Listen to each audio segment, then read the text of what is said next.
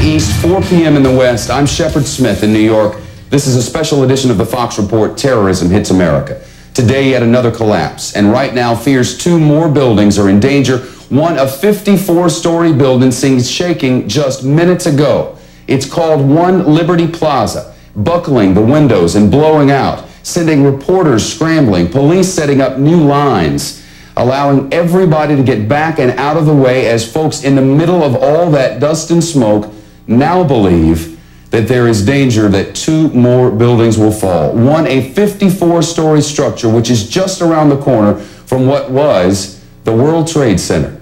Today, 2 arrests in 2 American states, and word that the suicide pilots may have been trained to fly on American soil. The president's spokesman with the revelation that the White House was a target of the terrorists, and so was Air Force One. At World Trade Center yesterday morning, thousands, even tens of thousands, believed inside America's tallest buildings, and today, only a handful rescued. The latest collapse happening just about an hour and 15 minutes ago, and we have videotape to show you of that. Let's go right to it. It's the first video in A1. Workers picking through the rubble and suddenly ordered out of the area. Within moments, the remains of the World Trade Center's South Tower, all that contained in the Strand, rumbling to the earth. One day after what the president called an act of war on the United States of America, and now the United States is fighting back. From a Boston hotel to a Florida flight school, the FBI is closing in on the men suspected of the deadliest act of terror on U.S. soil.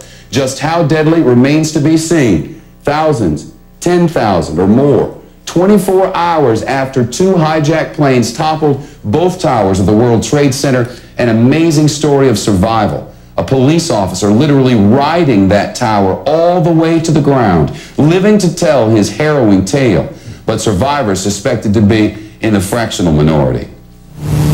The mood is very grim, but determined. People are working as hard as they possibly can to pull this debris out. There are human chains of people taking piece of rubble by piece of rubble out. We're in the United States of America, especially New York. Everybody may have an attitude 364 days a year, but God forbid one day we have a tragedy, you'd be surprised. Your worst enemy's right next to you saying, hey, what can I do for you?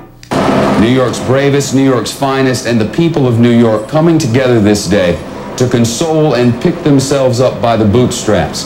The leaders of this state, senators, congressmen, the mayor of the city, the governor of the state, saying we will rebuild.